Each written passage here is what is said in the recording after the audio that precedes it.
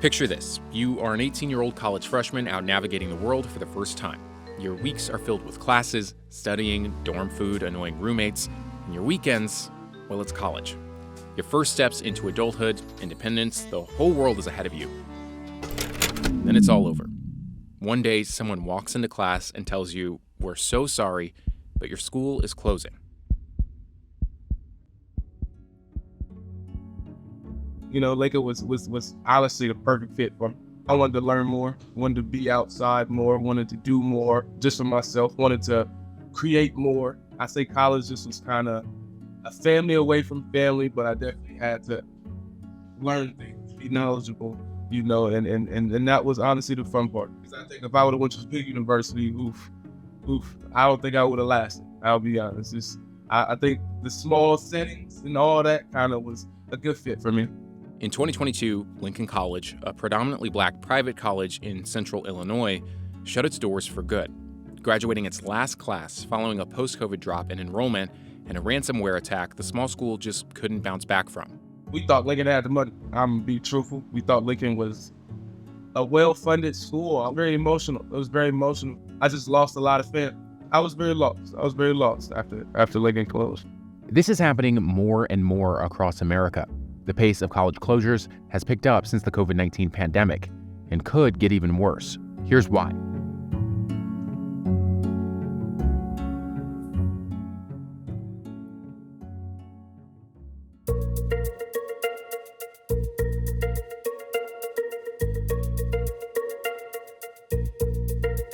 Lincoln College is one of 91 U.S. private nonprofit colleges that have shut down or merged with another school since 2016, affecting more than 60,000 students, just like Dicergion.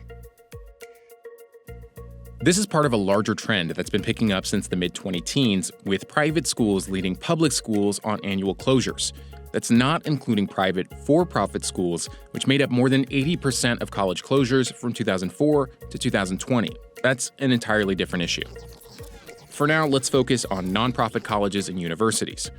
Of those 91 schools, half of them closed during or after 2020, and a whopping 68% of them closed because of financial reasons, with one consistent issue popping up: enrollment. There are two significant issues that are affecting higher education right now, specifically through the admission and enrollment offices. Number one, it is the admission cliff, and that is the impending decline. We'll be graduating our lowest high school classes by population in 2025. And most enrollment professionals have been wringing their hands about this date of 2025, but many schools have seen those enrollment declines already. With the downturn in the economy that happened in 2007, 2008, there were simply less people born, but they were less people born specifically in different regions of the country: the Northeast, the Middle Atlantic states, and the Midwestern states. Right now, the majority of brick and mortar colleges and universities are in those places, but the population of students are no longer there. So admission teams have to think about enrollment by strategy. 95% of the majority of four-year colleges in the country, particularly private schools, but many public schools as well, are 95% tuition driven.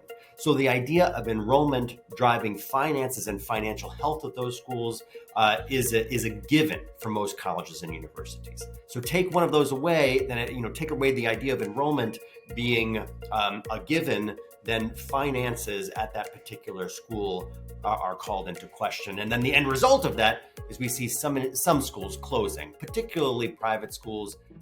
2023 added a new layer of financial stress for already struggling schools: the removal of federal stimulus money.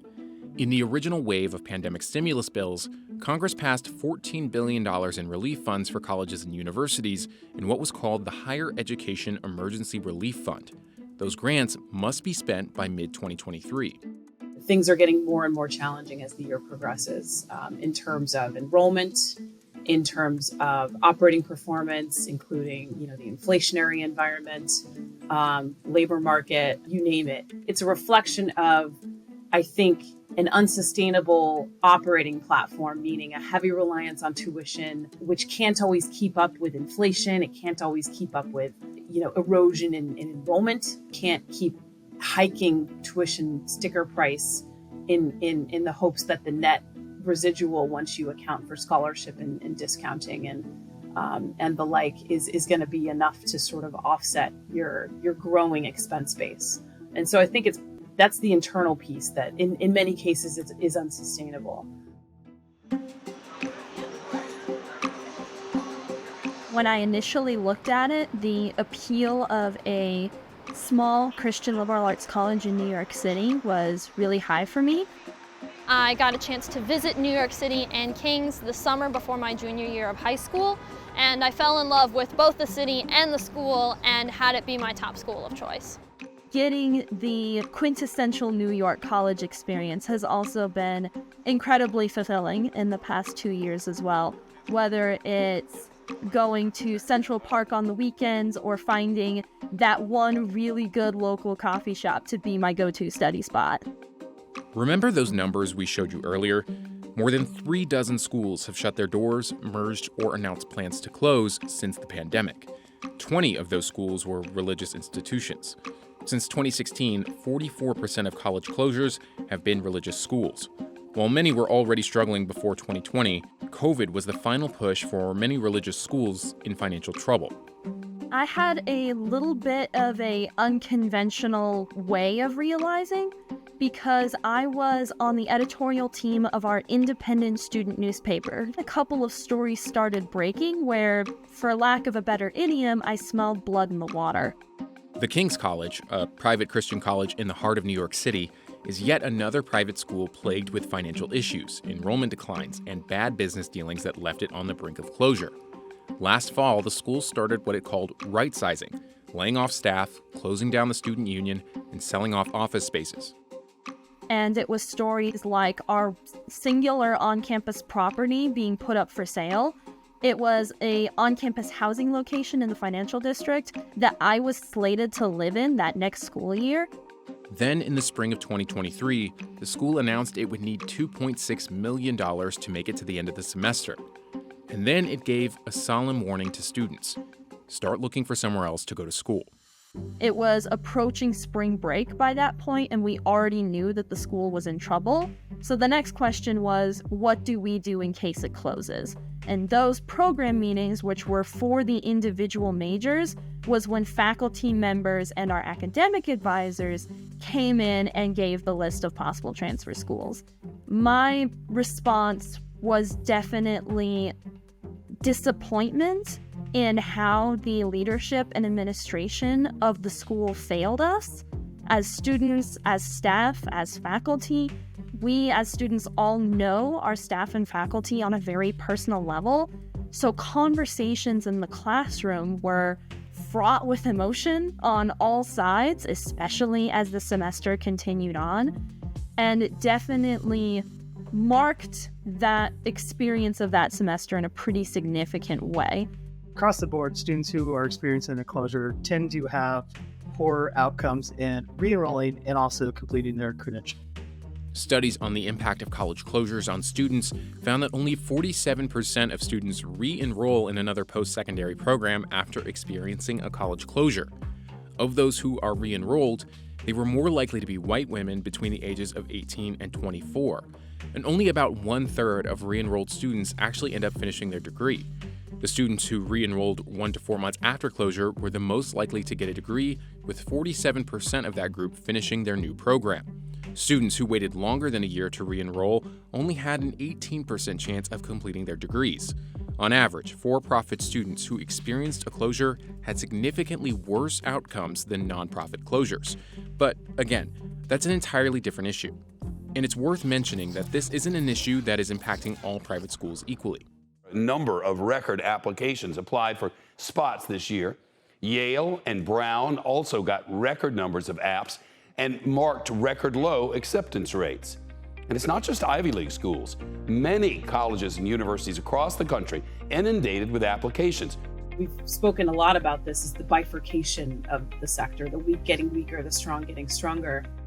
To put it plainly, the top schools like the Ivy League and big state schools are bringing in more money, more applicants, and larger endowments than ever before, pulling those dwindling student numbers away from smaller schools that struggle to compete. There's going to be a real challenge for institutions who are not elite and probably don't have large market share or football or basketball teams that they can rely on to help boost recruiting.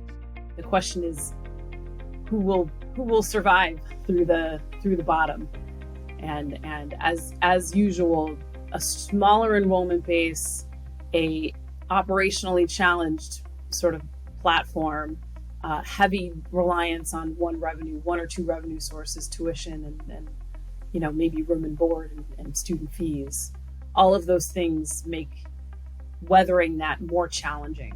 And so the burden has tended and continues to fall more heavily on those institutions. There's also something else that's happened in the past few years, something that may explain why top-tier private schools are seeing record application numbers: test scores, or rather a lack of test scores. 3,000 plus four-year colleges across the states alone became test optional, simply meaning that students needn't submit the SAT or the ACT for academic admission. It doesn't prohibit them from submitting them, and many students will still submit the SAT, ACT, AP exams, and so on. Because so many schools are test optional, and some of the most competitive schools in the land are continued to be test optional, at least temporarily, then we see surges in their application pools over the last 3 years of time. This phenomenon has made those schools, many of the perceptual best schools in the country, at least by way of reputation and brand, have seen ballooning application numbers.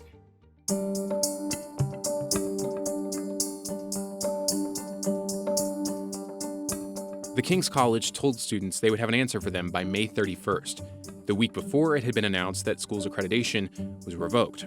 My initial reaction was not again, because this is what's been happening the entire semester. We were first told, oh, we'll know by the beginning of March. Then we were told, oh, we'll know by spring break. Then we were told, oh, we'll know by the end of March. Then we were told, oh, we'll know before graduation. It's a challenging environment out there for higher ed, and it's not going to get, we think, any easier as the year goes on. Although there have been some near-term signs that inflation is easing.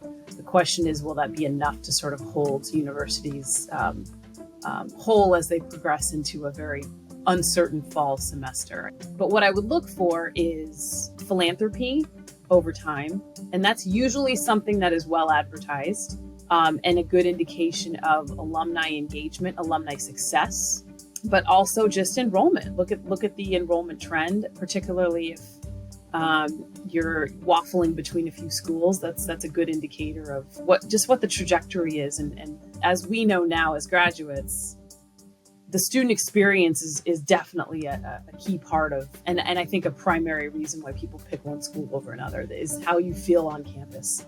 Look at those enrollment trends over time, and a significant amount of time, over the last 10 plus years of time. Are those students getting jobs of substance upon graduation? If a prospective student cannot answer those questions definitively and clearly during the search process, undergrad or graduate school, then it would give me pause. It's very difficult to predict which institutions are going to close, because some institutions may look like they're on the brink, but they survive because they're actually very efficient at what they do, and they can survive by cutting costs here or getting some donations from a wealthy donor, and they survive and even thrive in some instances.